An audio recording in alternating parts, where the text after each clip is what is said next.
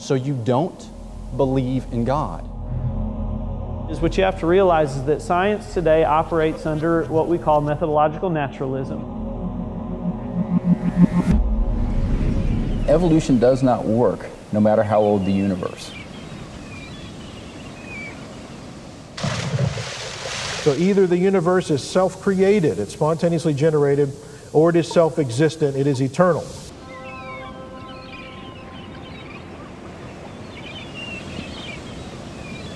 God is responsible for creation. Okay, welcome. Thank you again for being here for our final session in this scientist seminar that we have been covering over this weekend. And I appreciate again the opportunity for me and those that have presented this weekend, for you seeing the need to have such a seminar as this. We see the need for it. We see the value in it. There are a lot of people that have a lot of questions about the sorts of things that we're covering this weekend, and it is a good thing that you're putting this on. I appreciate the foresight of the leadership here and deciding to do that. So in our first several sessions, we looked at dismantling the naturalistic side of the model, and once you do that, you leave a void. It doesn't really teach the truth. All it does is leave a void. And so what we have attempted to do in the previous session to this one is to fill that void with a model that fits with the evidence, the biblical creation model, a very abbreviated form of that. We've got other materials that would help flesh that out some more, and we could point you in the direction of other materials as well. If you'll go to our website at apologeticspress.org or email us, then we would be happy to give you the sorts of information that you might be interested in viewing or reading. In this session, we want to respond to some of the arguments that are being used to try to counter the biblical creation model as I presented in the previous session. And I want to use this Bill Nye-Ken Ham debate as the starting point for this because I believe that Bill Nye brought up several really good points that really require some scientific investigation in order to figure out the answer, to figure out how the evidence that you see from the natural realm, how that fits with what the Bible teaches. And so I think this will serve as a good study of this question. And we've got copies of An Issue in Reason and Revelation about this subject, and we have several available for free out in the foyer. And then we also have this available online where you can go and view this in a more technical way. It has a lot more material than I'll be able to cover in this particular presentation. But in this debate, Bill Nye, the science guy, squared off against Ken Ham, who's the director of Answers in Genesis, which is a young earth creation type organization, not affiliated with Churches of Christ. This is a denominational organization. And Bill Nye, again, brought up a lot of good points that Ken Ham did not take time to counter. And therefore, I feel like these things could become issues that we'll be dealing with more often, because it might have left the impression that there aren't answers to the things that Bill Nye brought up. Some of the things that he brought up that were unanswered are the idea that there are hundreds of thousands of years worth of ice layers and the ice cores, and yet the biblical model would say the earth is roughly 6,000 to 8,000 years old.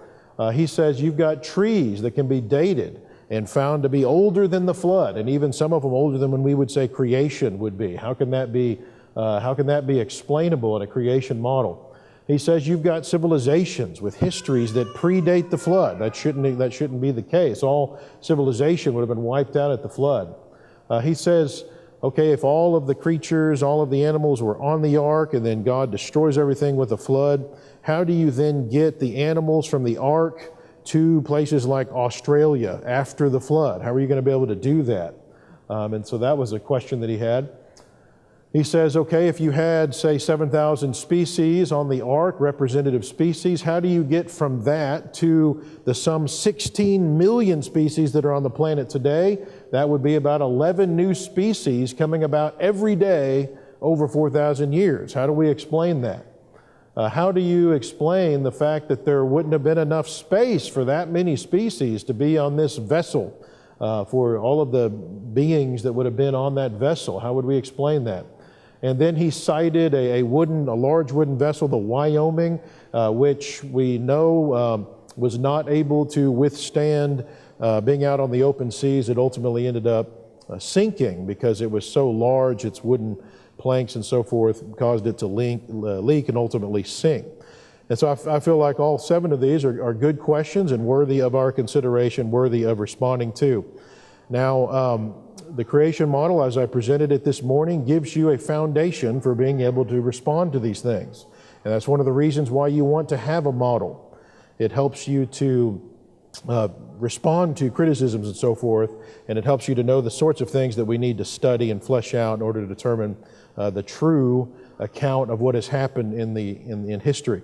So let's look at that first one on the list. Are there hundreds of thousands of years worth of layering in these ice cores in Greenland and Antarctica?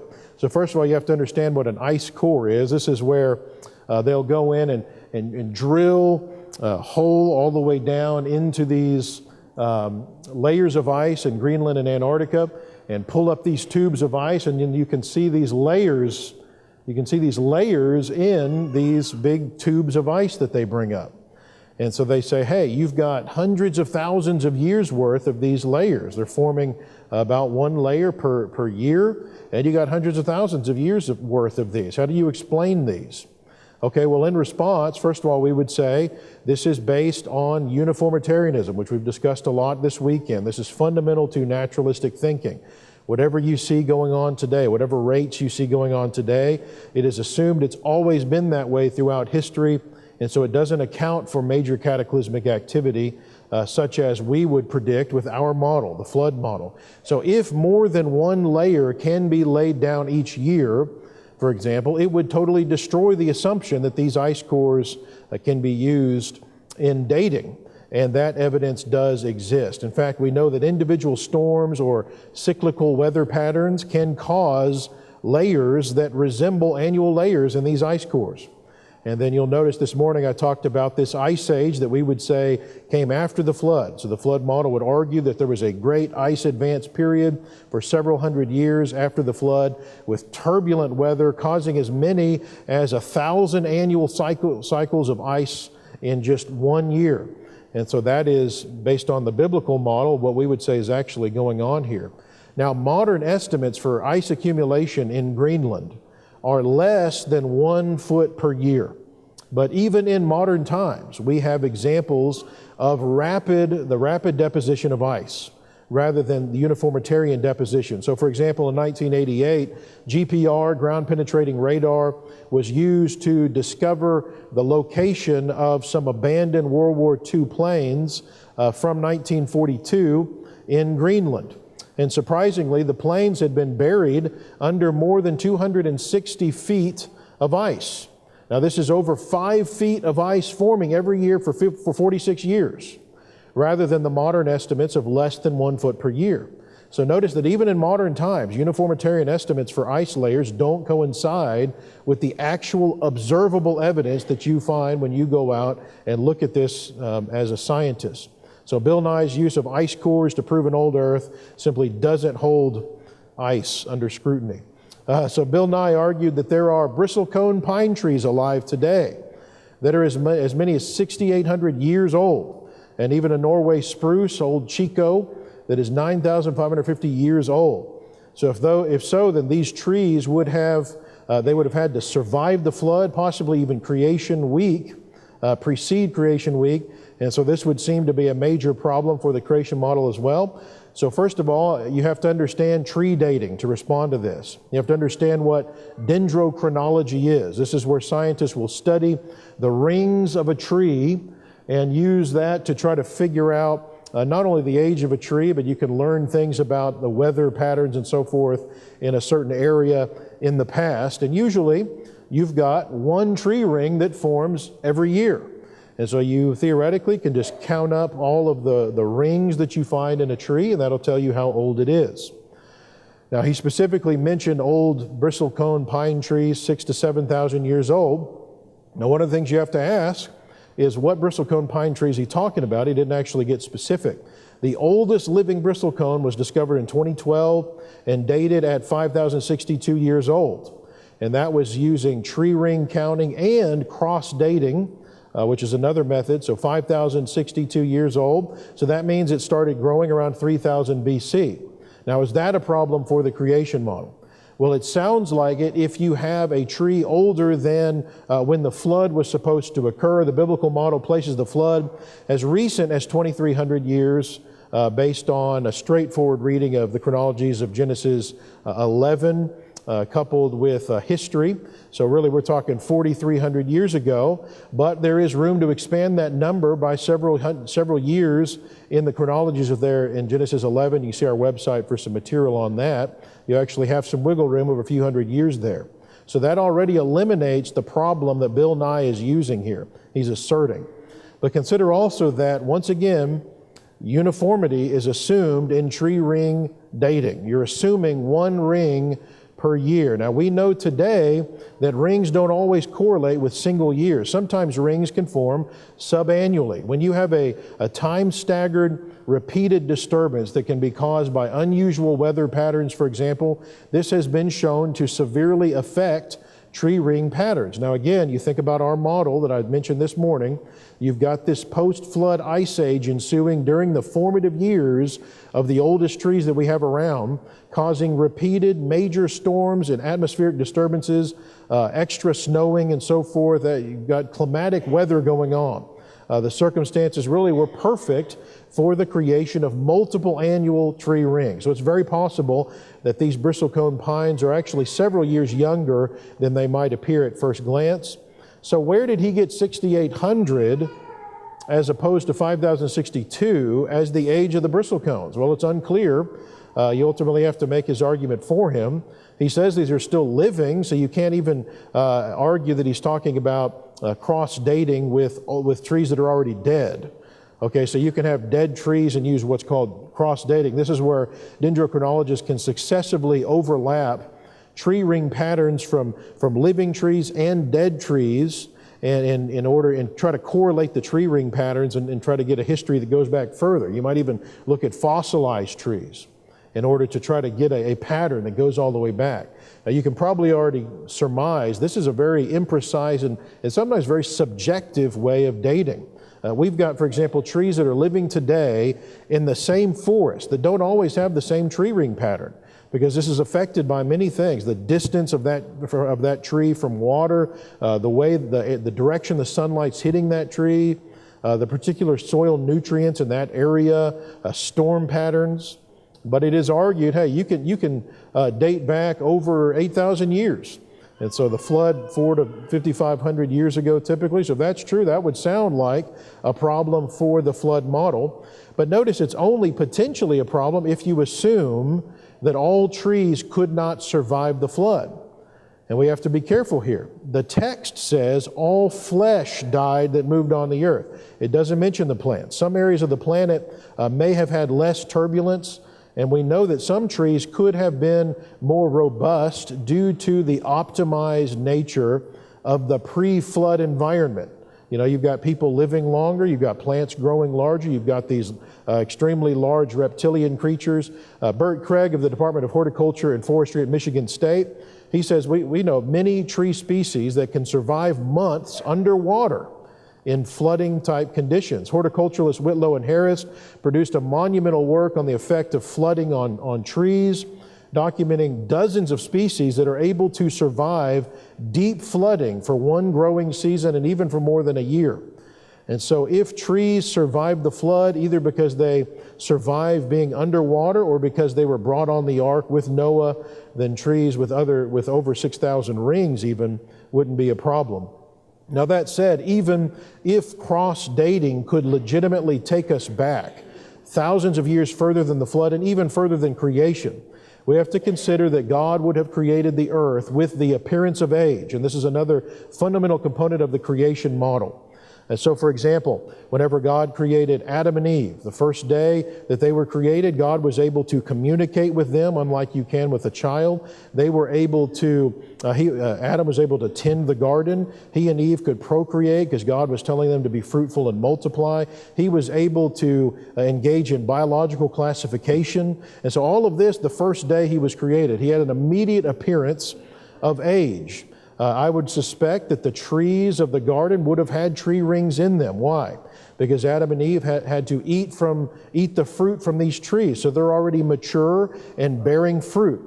And so you would expect them to have tree rings, because the purpose of tree rings is not to tell us time, it's to provide strength to a tree as it's getting larger. Each of those rings provides more strength to the tree and makes sure that it won't fall down in time and so forth. So I would expect that even the trees of the garden already had rings, even though they had just been created. I would argue that there could have been daughter elements already on the earth. There could have been both parent and daughter elements. What we're talking about here is radioactive material that where you have one type of element breaking down into another type of isotope over time. And it's usually assumed in uniformitarian dating methods that everything was originally all the first element, the parent element. But it's possible that God could have created even rocks that would have had both parent and daughter elements in them, immediately giving them an appearance of age. We'd say the same thing with regard to starlight. There could have been an immediate appearance of age. Light from stars that are billions of light years could have already been created in place. Therefore, what we call mature light. That's one possible explanation as to how we can see starlight from so far away. So bottom line, tree ages can't be conclusively known due to the possibility of subannual rings and the subjective nature of cross-dating, and the possibility that God created maturity with regard to creation. All right, now specifically, what about Old Chico? Old Chico. This old Norway spruce, which Bill Nye mentioned as being 9,550 years old. Now, this tree was dated using carbon dating, not dendrochronology. So this is not even typically listed among the verified oldest trees. And you'll recall from a presentation that Mike Couts did yesterday why that would be. C14 dating is known to be notoriously imprecise and suspect beyond really just a few thousand years, caused in large part by its foundational assumptions. We keep coming back to assumptions this weekend. These particular assumptions concern the effect of the Earth's magnetic field on the production rate of C14, and the assumption that the ratio of C14 to C12 in the atmosphere has remained constant throughout history, which scientists now reject. Archaeologist Brian Fagan of UC Santa Barbara, he noted that carbon dating is not infallible, and in general, single dates should not be trusted. Tree ages simply can't be used to disprove the creation model here. All right, number 3, according to Bill Nye, there are human populations that are far older than that, talking about the flood, with traditions that go back farther than that. Now, if that's true, that would seem to contradict the biblical text, because according to the Bible, all civilizations were annihilated at the flood, and only those civilizations that would have emerged after the flood, and especially after Babel, should have distinct traditions. Now, once again, I first have to ask, what civilization are you referring to? Because he didn't get specific about what he's even talking about, so we're left to guess and make his argument for him. And this is an important thing to always try to nail somebody down on when you're talking to them and they're making accusations. Is he talking about China? Well, in China, we only have records that go back to 1600 BC, and beyond that, it's uncorroborated legend. Chinese history cannot be said to pose a conclusive problem for the creation model. This is the Sumerians. 2700 BC is the date for the earliest known Sumerian king. The Sumerian language is said to be the oldest written language, and it's claimed to date back to 3100 BC. But notice what the Encyclopedia Britannica says about this. The chronology of the first half of the third millennium is largely a matter for the intuition of the individual author. Carbon-14 datings are at present too few and far between to be given undue weight. Consequently, the turn of the fourth to third millennium is to be accepted with due caution and reservations as the date of the invention of writing. And so even the date of 3100 BC is speculative, and even if it's right, it still falls after possible flood date estimates, which can be as high as 3500 BC or further, based on the biblical text. Now, what about Egypt? Scholars consider 3100 BC to be the commencement of the first Egyptian dynasty, and again, that can't be conclusively known for the same reasons as Sumer, especially due to the inexact nature of tree ring dating, which you've already looked at, pottery comparison, C14 dating, which again is very suspect, as Mike talked about yesterday, and historical records as well. Some scholars believe that even that date of 3100 BC can be collapsed a few hundred more years into the 2000s BC. So either way, all of these dates from China, Sumer, Egypt can fit within the biblical model. So bottom line, Bill Nye's claims don't carry any weight. They don't disprove the biblical account. But I do notice an interesting pattern here.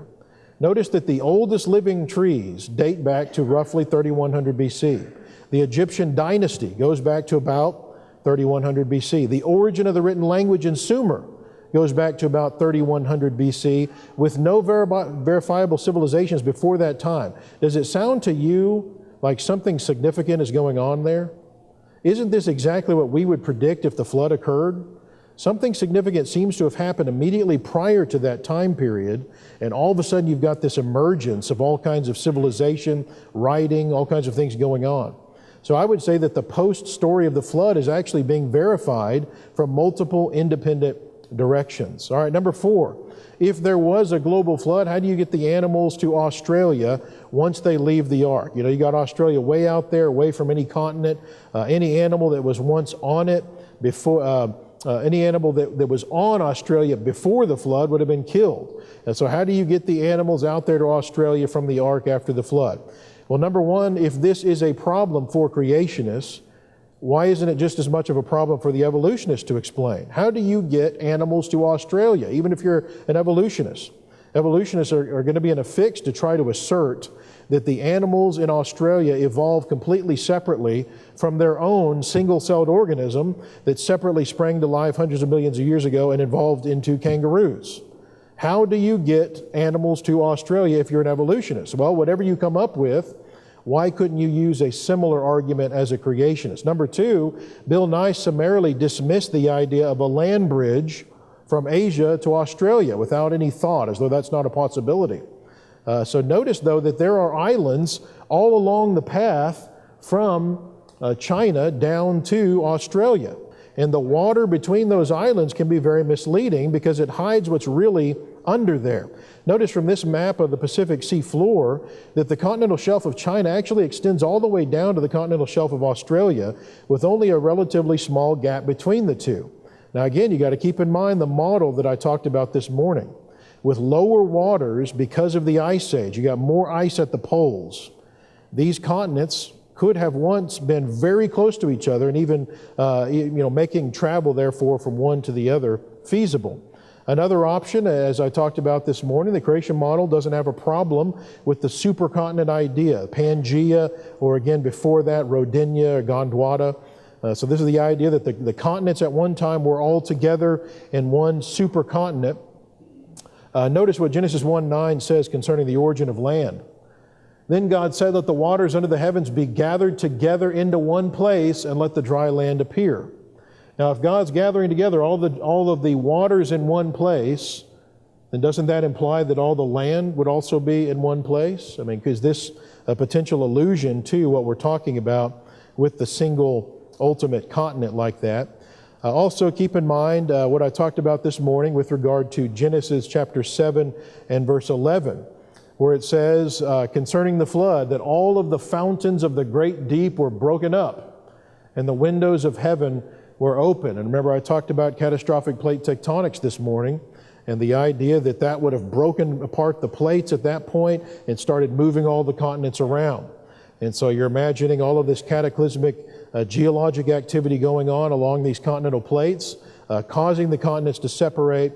Now again, the uniformitarian assumption is the key to understanding continental drift and continental plate movement from a creationist perspective.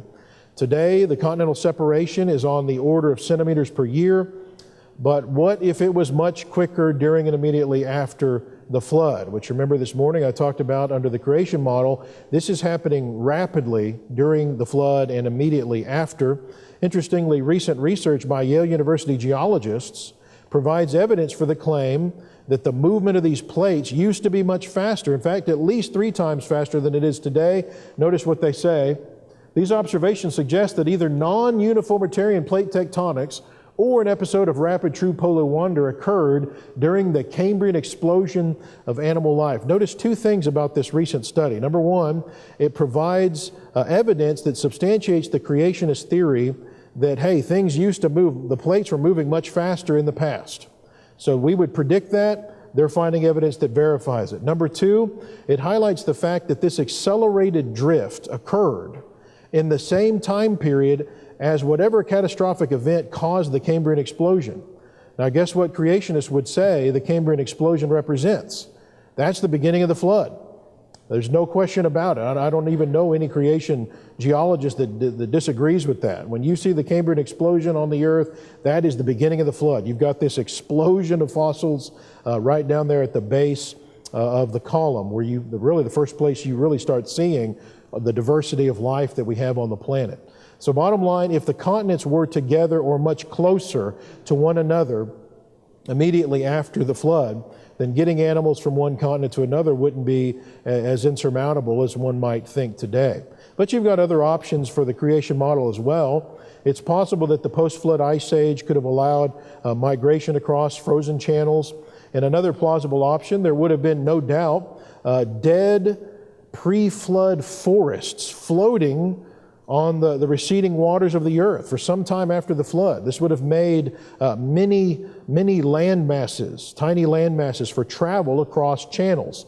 Notice this image from the Telegraph. This is a popular newspaper out of the UK, and notice the title of the article that contained this picture: massive floating rubbish islands from the Japan tsunami are spotted on the Pacific. So this is a picture of basically a massive island of trees and rubbish that were floating on the ocean after this big Japan tsunami.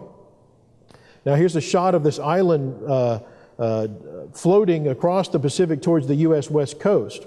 And this particular debris island is 69 miles in length and covers an expanse of over 2.2 million square feet. Notice this picture. In the description, it explains that members of the Japan Coast Guard found and rescued this dog from a debris island from the tsunami 3 weeks after the tsunami. So ironically, a very similar rubbish island in the very same Pacific Ocean may be precisely what allowed animals to cross to Australia thousands of years ago. It's not at all outlandish to suppose that massive debris islands would have been found worldwide after the flood, and that animals could have been found floating on these in the years immediately after the flood, in the same way you see this dog on there, on this island 3 weeks after that tsunami occurred. So if a tsunami in one small area of the world could have made such a floating island of trees and debris, what would a global flood have created? Even more substantial islands of debris like those depicted in this painting by Louis Lavoie, who illustrated our Dinosaurs Unleashed book. Number 5, according to Bill Nye, this is an interesting one. If you got 16 million species today in existence, and there was only some 7,000 species on the ark 4,000 years ago, that would require 11 completely new species emerging every day since the flood. Now, I first heard that, I thought, wow, that's a good point. What's going on here? That sounds pretty unrealistic. Doesn't that seem to imply that 4,000 years is just not enough time to give rise to the diversity that we have today? Okay, so first of all, keep in mind, he's right in his representation of one thing about the flood model. We don't claim all current species were on the ark. Not every variety of dog, for example, would have been on the ark. Species is a modern concept. We would argue what the text argues. The different kinds of animals were on the ark, Genesis 6:20. So for example, maybe a representative dog kind from which came all of the dogs you have today. The domestic dog breeds, as well as maybe the wolves, the foxes, the coyotes. There was probably a cat kind, a horse kind, an elephant kind, and so forth on the ark. So something, again, more like the modern taxonomic category, family or genus. And so there was no need to fit every single modern species on the ark, which would be difficult if not impossible, and there's no need to, since many different species within a kind could come about through what we call microevolutionary change. That's not Darwinian evolution, which is what we call macroevolution. We're talking about small changes within a kind. It might change size, it might change your beak size, your color, that sort of thing. What you might call diversification within a kind. This is what we would call microevolution. Under the flood model, we have to be able to explain how we could get from an initial relatively few species on the ark to the tremendous variety that we have today in just a few thousand years. And that's ultimately the argument being made here. So Nye said there were 7,000 proto-species on the ark, and he said he was quoting Ken Ham. We don't know for sure that it was 7,000 original species, although creation biologists are studying that question right now. Could have been more, could have been less. So here's what he said. So you'd go out into your yard, and you wouldn't just find a different bird, a new bird. You would find a different kind of bird, a whole new species of bird every day. This would be enormous news. I mean, the last 4,000 years, people would have seen these changes among us. We see no evidence of that. There's no evidence of these species. How come nobody's noticing 11 new species coming about every day? That just seems unrealistic, Bill Nye is saying. All right, now in response, again, first I'd like to know, where did he get his 16 million count for the number of species? And so that's always the first thing to do when somebody comes up and make these challenges. What are you talking about? Give me your facts here. There is a lot of disagreement about how many species there are today on the planet, but that number is extremely high. Some estimates are as low as 3 million. One study from 2011 that seems to be accepted by many, so much so that it was published by the Public Library of Science Biology Division, estimated not 16 million, but 10,960,000. And that estimate included not only the kingdom Animalia, but the plants. It included fungi, protozoa, chromista, archaea, and even bacteria. Okay, so keep in mind also that these are estimates. The actual cataloged number of species on the planet in 2011 was only 1,438,769. And so they're projecting that eventually we think we're going to find roughly 11 million. All right, so Bill Nye also needs to be sure to accurately reflect what the creation model really claims. From this 11 million estimate that they put out, don't you need to subtract the marine creatures from this estimate? They wouldn't have been on the ark. The text doesn't say that. There would have been no need for that. So you remove the ocean-dwelling creatures, that gets you down to 8.7 million. Possibly other creatures that could survive in water could be removed, various amphibians, but for the sake of argument, we'll leave those in there in our count. You got to remove the plants. Again, the text doesn't mention plants being taken onto the ark since they're not flesh, Genesis 6:19. So that brings you down to 8.4 million. Now, incidentally, again, would plants have survived in the flood if they weren't taken onto the ark? And no doubt many certainly would have died. Though again, as I said earlier, not necessarily all of them. Interestingly, most of the planet's plants are in fact under the water today.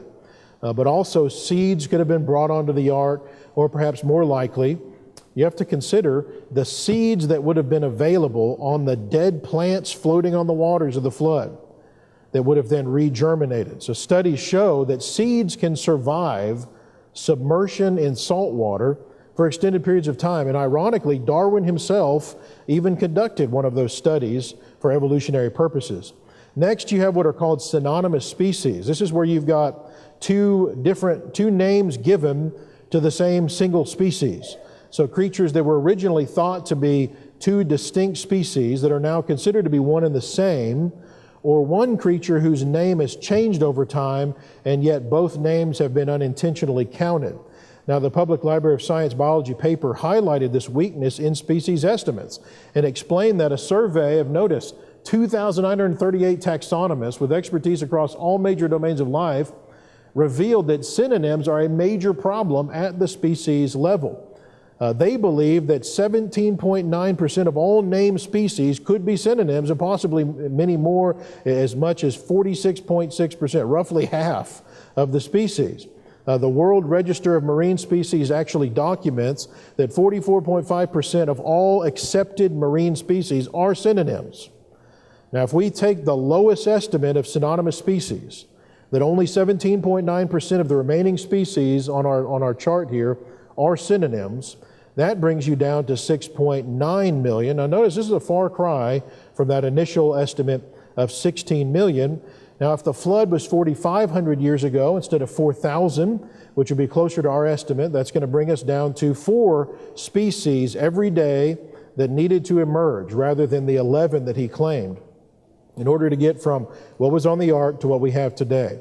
Now, if there are fewer species than the projections, if there are more synonyms, if you've got more years since the flood to now, if you have more species that could survive outside the ark and more representative kinds on the ark, then that number gets much smaller, and we're still not done. Insects, other invertebrates, fungi, bacteria, protozoa, these were all included in that list of 11 million species, even though many of these wouldn't have been on the ark.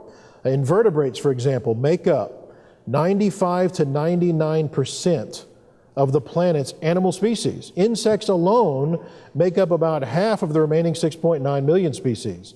Many of these could have survived outside the ark, significantly reducing this remaining list, although admittedly some creeping things might have included some of the insects that were brought onto the ark, since not all of those could survive during the flood. Now, of those that are left, keep in mind, the fast reproductive rates of those insects on the ark, for example, would cause rapid diversification of those creatures within the original ark kinds. Flies, for example, can lay as many as 100 eggs per day. According to the American Society for Microbiology, one bacteria can produce 10 billion in 10 hours. And so many new species could have been emerging rapidly in the centuries immediately following the flood, and the rate would have since slowed down to a certain extent today because of niche conservatism and so forth. One study from 1988 that was published in Science magazine highlighted the correlation between these smaller sized creatures being represented by more of the species on the planet, which provides evidence for this idea that the smaller creatures that reproduce quicker would have been more prone to the rapid speciation. So bottom line, 11 new species a day is nowhere near an accurate assessment of the data. Even 4 would be quite an overstatement, and most of those would be tiny creatures, completely unnoticed by humans, even though Bill Nye argues that such rapid speciation would have been noticed by humans. He's simply wrong about that. So you have to consider the Earth has a volume of over 1 trillion cubic kilometers.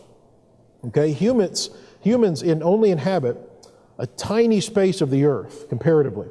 And therefore, we're really just not in a position to know what all is going on in and on the Earth. So the odds that a species would happen to evolve in our backyard, as he suggests, much less that it would be large enough for us to see it, is essentially zero. But even in spite of that, here's the ironic thing that Bill Nye missed. According to the literature, scientists are still discovering 15,000 new species every year. Now, guess how many newly discovered species that averages out to every day that we're running across? That's 41. 41 new species that we're discovering every year rather than just the 11. This is just not a problem for the creation model. Number 6, Bill Nye says, hey, we don't have enough space on the ark to fit these 7,000 species. He says the National Zoo only has 400 species and it takes 163 acres to house them all. How in the world is the ark going to be able to hold 14,000 creatures? Now again, it's uncertain whether 14,000 is a good estimate of the representative proto-species that would have been on the ark. For the sake of argument, let's go with that. Number 1, isn't it true that the ark and a zoo aren't really a good parallel? Now think about it. The ark was about, it was not about display. It was about basic shelter. And so a better parallel would be maybe a factory farm or high-density housing facilities, which can house tens of thousands of animals in tight quarters under one roof. And secondly, if the cubit is 18 inches, as many scholars estimate, so we're talking about the length from the elbow to the tip of the middle finger, then the ark would have been 450 feet long, so football field and a half long, 75 feet wide, 45 feet high.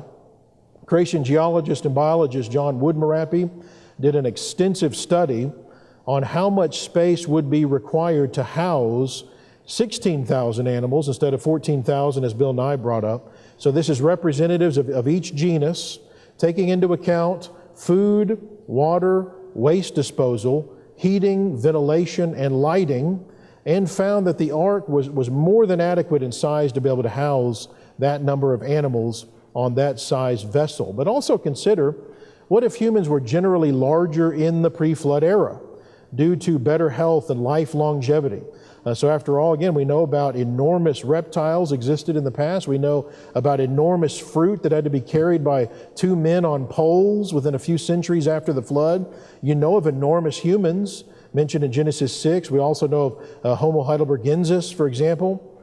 These are fossils from really what we would say is right after the flood that are representatives of humans being larger. What if humans were in general larger? So what if the cubit was actually longer than 18 inches at that time?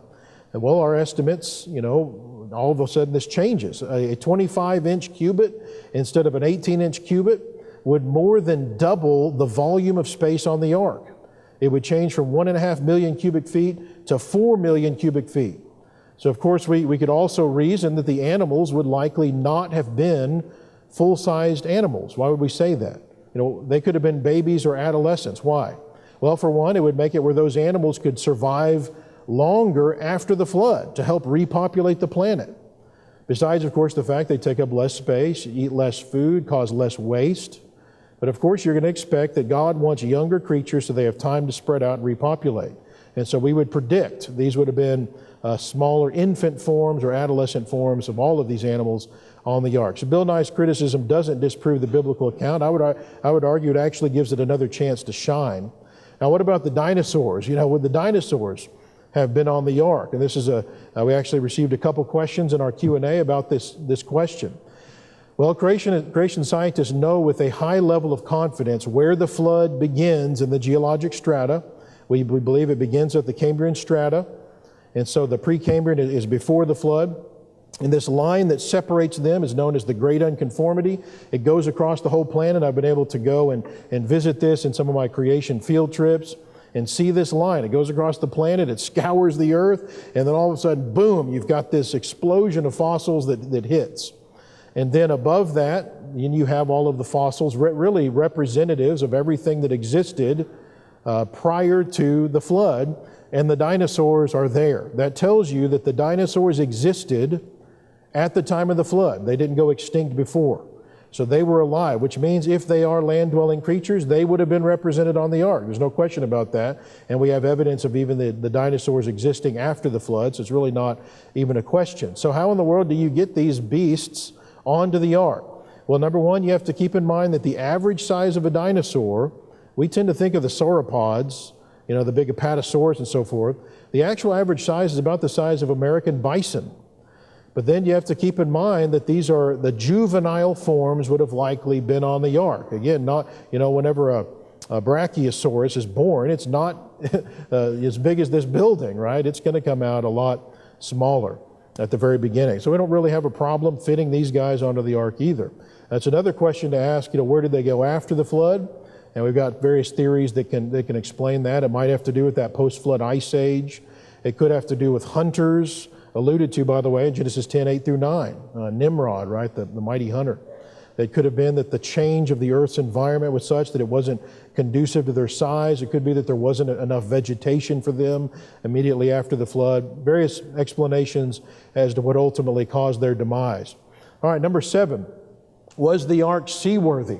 And remember, Bill Nye cited this Wyoming, this large wooden ship built back in 1909, and it sank in 1924 due to its tendency of its long wooden planks to twist and buckle on the heavy seas. Okay, so if you've got these long wooden planks that are tending to twist and buckle, then wouldn't an even larger wooden vessel like the ark be unseaworthy? Well, first, as with the ark in a zoo, the Wyoming and the ark are not a good parallel. This surprises me because Bill Nye is a mechanical engineer. I don't understand why he's even making this argument. It's really ridiculous in my opinion.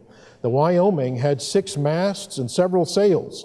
That would have caused immense torsion from the wind filling those sails on the open seas, definitely causing twisting and buckling. The ark, of course, wouldn't have had sails. It didn't need to go anywhere.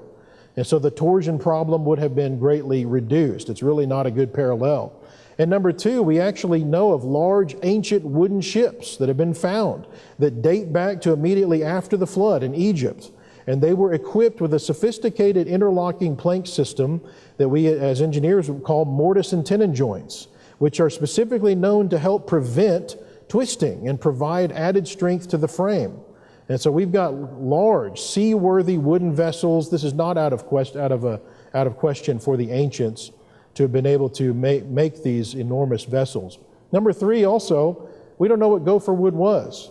Now, it's notable to me that God was very specific in choosing that as the wood for the ark. Now, Moses mentions several other known species of wood in the Pentateuch. You've got terebinth, you've got green poplar, you've got almond, palm, willow, olive, fig, pomegranate, chestnut, and there's many others in Scripture outside of the Pentateuch as well. But God chose this mysterious gopher. And there really may be no modern equivalent to this when you consider that many of the pre-flood trees likely went extinct, and even those that didn't would have been subject to the same kind of genetic degeneration that we're experiencing today, which Joe talked about yesterday. Everything's going through genetic degeneration in keeping with the second law of thermodynamics, including the trees. And so it's highly unlikely that we even have an equivalent wood today. Gopher wood was clearly chosen because it was conducive to God's instructions for the ark. And also, number 4, notice that the Wyoming, in spite of its problems, stayed afloat for 15 years, while the ark only needed to stay afloat for about 1 year. So Bill Nye didn't show the ark is unseaworthy. Quite the contrary. His accusations, once again, give the creation model, I believe, an opportunity to shine even more. Now, interestingly, the dimensions of the ark have been shown to produce a seaworthy vessel. The SS Great Britain, which was in service in the late 1800s, had a dimension ratio of 322 length to 51 width to 32 height, almost exactly like that of the ark. And then in World War II, you had a group of ships that were constructed, nicknamed the Ugly Ducklings, very similar to the ark. These were cargo ships, built not for speed or for combat. They were just for transporting a lot of stuff through the harsh sea. The SS Jeremiah O'Brien was one of these vessels, and notice it's when it's converted to feet, 442 feet by 57 feet by 28 feet, and then once you convert cubits to feet from the biblical account, again, this lines up remarkably well with that of the design of the ark. Also, the most recently designed super jumbo barges, which, like the O'Brien, are a good parallel to the ark, since their purpose is to merely stay afloat while transporting immense amounts of cargo. These modern barges have a length to width dimension ratio very similar to that of the ark, often ranging between 290 to 50 to 300 to 55 versus the ark's 300 to 50. So bottom line, clearly somebody knew what he was doing when designing the ark. He was a great engineer. He was no amateur. So Bill Nye brought up several other points that I addressed in that Reason and Revelation, that responding to that debate. I feel like these were the big ones that I thought were worthy of my own personal research into studying these, but there were several others as well. I would encourage you to get copies of that and make sure you're ready to discuss these with people if they bring them up to you. Thank you again for your attendance tonight. Thank you for those of you especially that attended this seminar from beginning to end. I hope this has been beneficial to you. I know some of this material might have been a little high brow, but that, just kind of depends upon who you're dealing with as to whether or not you need to address a subject on such a technical level. Hopefully it hasn't been too bad. Hopefully it has been useful to you, and it'll help you in your discussions with others and bringing people to Christ, which is ultimately what we're trying to do. And so as usual, we want to offer, give an opportunity to those that might be interested in becoming a Christian. And as we've said many times before this weekend, our faith is not blind. It's based on evidence, an abundant amount of evidence. God does not want us to believe something without being able to verify it. 1 Thessalonians 5:21. And so those of us in the creation science community, especially those that are members of the Lord's church, acknowledge we want to look at the evidence and figure out what went on and figure out whether it verifies the Bible or whether the Bible somehow contradicts the evidence. As yet, we haven't found anything from science that refutes anything in the Bible. Whenever you give the Bible a fair chance to explain itself and check it contextually and so forth. And so you accept the evidence, believe the evidence, come to the conclusion that God exists, that Jesus is His Son, turn from your sins in repentance, confess Christ with your mouth, and then be immersed in water for the remission of your sins, being added to the one church of the Bible, where you must remain faithfully to the end in order to receive a crown of life. If that's something you wish to do, if you want to study with anyone here a little bit more and understand what this is all about, this is ultimately where the whole point of what we're trying to do is to try to answer hang-ups that people have so we can get to what really matters. And that is the communication that God has given us in His Word. And so that we can conform our lives to what He says in His Word, so that we can ultimately be able to be with Him in eternity and not be in the alternative place. So if this is something that you would like to have more information about or turn your life around in some way if you're already a Christian, we encourage you to come forward now while we stand and sing. Thank you for watching the Dismantling Evolution Seminar. I'm Dr. Jeff Miller, and I work for an organization called Apologetics Press. And the sorts of things that you heard us discuss in this DVD, these are the kind of things that we work on at Apologetics Press, along with many other things that relate to defending New Testament Christianity. Those things relating to the existence of God, the inspiration of the Bible, the deity of Christ, many culture war issues. If these kinds of things are of interest to you, then we encourage you to go to our website at apologeticspress.org and look at the offerings that we have there available for free. We have other products that are available for purchase that we print or that we produce and sell, DVDs and books and several other offerings there. If you have any specific questions that you might have for me or any of the people at Apologetics Press that that might be relevant to, we encourage you to email us at mail@apologeticspress.org. Thank you very much for your attention.